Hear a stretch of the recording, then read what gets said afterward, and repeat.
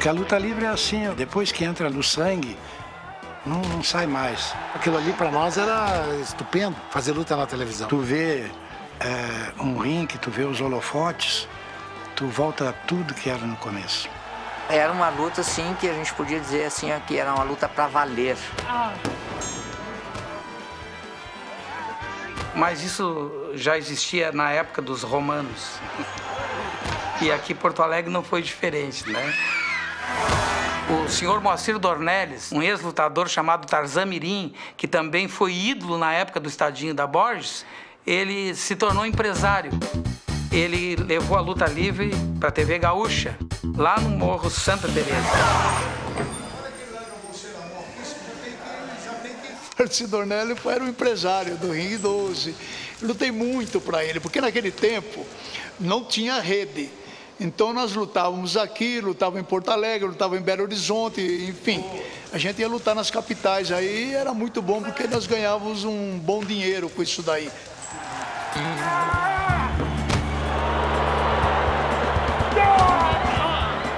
Eu era um diretor da TV Globo que fazia um programa, então pela minha habilidade eu ia para fora e contratava as pessoas. Eu trouxe uns 10 lutadores da América do Sul.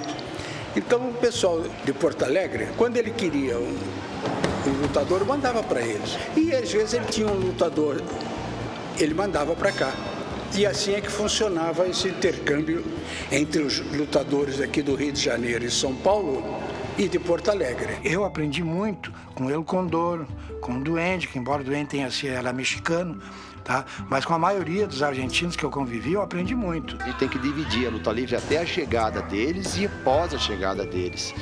Até a chegada deles, a luta livre era um negócio meio brutal, um negócio meio de academia militar, uma coisa meio sem investimenta, era uma sunga. King Kong, por exemplo, era um gorila. O homem que dava vida a esse gorila tinha 2,5 metros de altura, né? Só que assustava as crianças, nenhuma criança chegava perto do King Kong, tinha medo do King Kong. De repente vem o Montanha e o Caruso e criam o René, um macaquinho, meigo, bonitinho. E aí o que acontece? As crianças ficam loucas pelo King Kong e seu filho René. Então isso é uma ideia dos argentinos. Nunca dejé de ir a Porto Alegre com Moacir, que era um pai para mim. Ele depositou toda a confiança dele em mim e eu nele. Tuve problemas de machucado, me estourei um tímpano, que eu tenho até hoje, que não escuto bem. O catch Can do gaúcho sempre foi um catch pistola, pesado, né? O pau comia. E o catch dos estrangeiros era mais light, mais leve, mais acrobacias. Nós estamos no estúdio A da TV Gaúcha, hoje RBS TV, ao longo do tempo mudou de nome. O ringue do Telecat ficava aqui, nesse miolo, com o auditório lá em cima e com pequenas arquibancadas aqui ao redor. Isso funcionou durante alguns meses, o sucesso foi muito grande, a resposta de público, começou a haver problemas de público chegando, de acomodação de público e tudo isso. E aí o programa passou para o ginásio, hoje, ginásio da Brigada Militar. Era uma loucura, porque a gente chegava na Brigada Militar, o público estava enlouquecido. Era uma coisa espetacular da gente ver, né? Uma coisa emocionante, porque era uma diversão de domingo à noite. Se a gente analisar bem, era a luta do bem contra o mal. Aqui é a minha primeira fantasia, estreiei no Ringue 12 com essa roupa, né? Com essa jaquetinha. Isso aqui é um treino no ginásio Ringue 12, ali onde eu iniciei a minha fase de treinamento para luta livre. Lutador mais leve, chamado de volante, de mocinho, e tinha o sujo, que era o mais pesado, que era o base. O escaramuche era um lutador limpo, mocinho. O espetáculo era assim, tem que ter o bandido, tem que ter o mocinho. A grande atração do Ringue 12 era quando Caruso ou Fantomas e tal levantava um desses assim, que era um suave, que era bonzinho, e jogava para fora do ringue. O bacana, o legal era descobrir que o bom no ringue também era bom fora do ringue. E o que era ruim, que era sujo no tablado, fora dele nos surpreendia, porque era um cara bom também, bacana.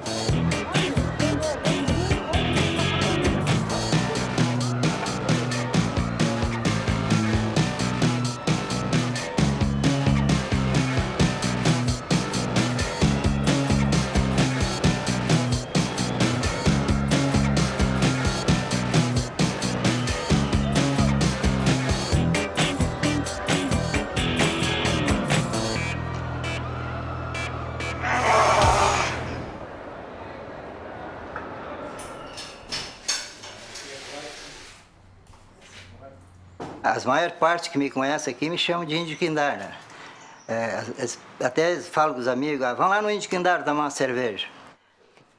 Nós somos que nem uns gladiadores de cinema, que entremos com os documentários certo e a luta e fizemos show muito bonito.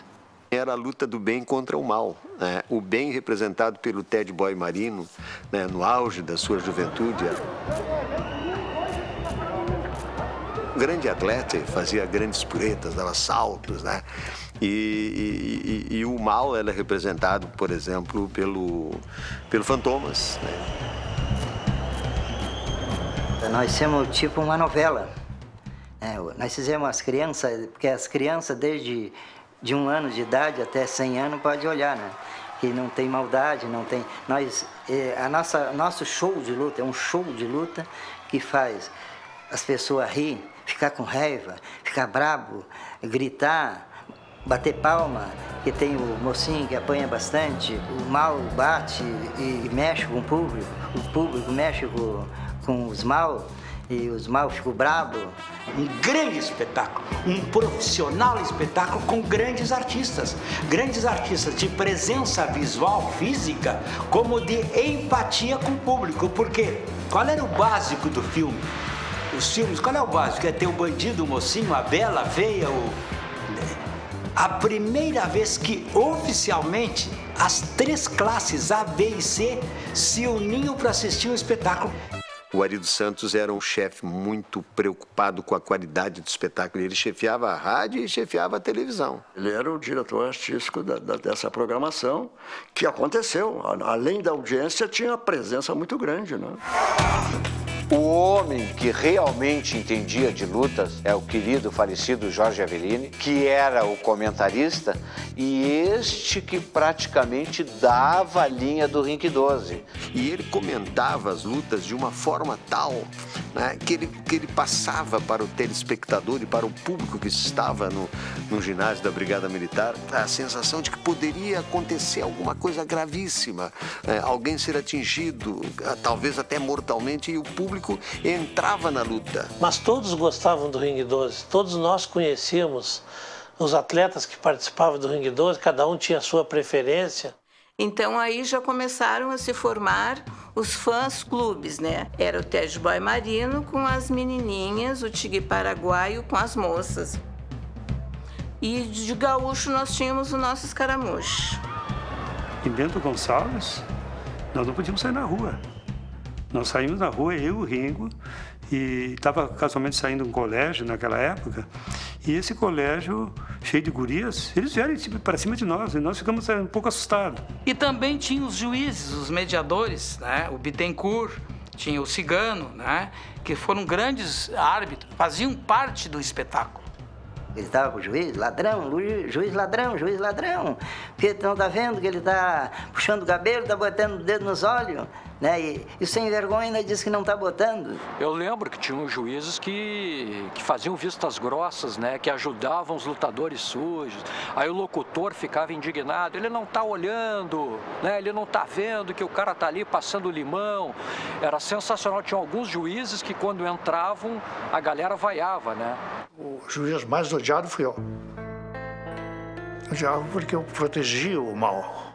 Eu não via o bom apanhar, eu só via o mal apanhar. Uma vez em Cachoeira, a coisa ficou tão violenta que o povo invadiu jogando cadeira. Ele fazia exatamente o show. Ele fazia uma parte meio a meio. tá? Mas todo mundo sabia que ele era voltado para o lado ruim, digamos, para o lado negro da força, né? O que me marcou muito nesses caras é que a capacidade deles, que era uma luta plástica que eles faziam, né? A capacidade que eles tinham para treinar. Isso aí, pô, o Ted Boy Marino, que atleta fantástico, né? Ginásio Ring 12, aqui eu estava dando orientação, lutar em pé, né? Porque a luta no chão fica muito feia. A luta em pé ficava mais bonita.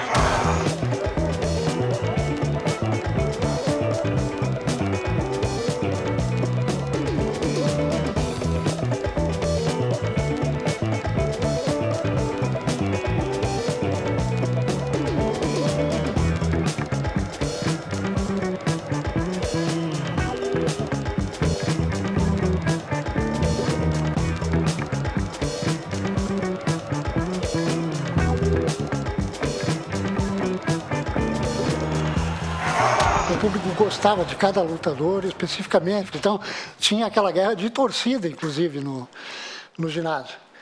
E a gente, com 2 câmeras, tinha que mostrar tudo.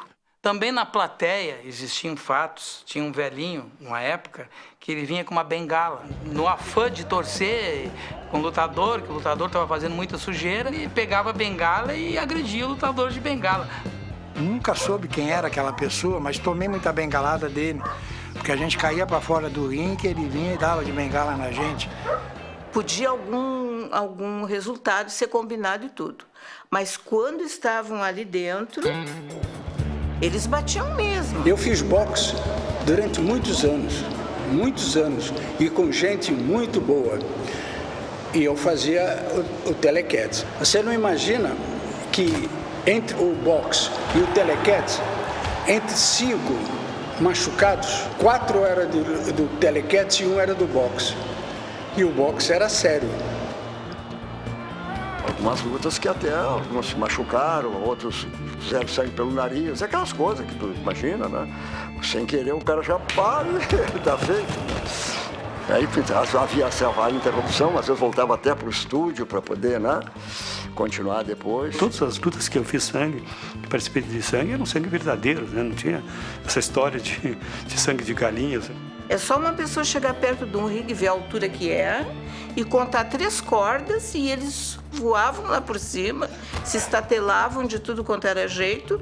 Então eu ficava indignada quando dizia: quem vai ver marmelada? Quando o Walter Clark me contratou, queria fazer luta de bastante demoradas, queria um programa de 1h30. Eu disse: não, 1 hora no máximo. Então, quando o programa começava a ter graça, acabava.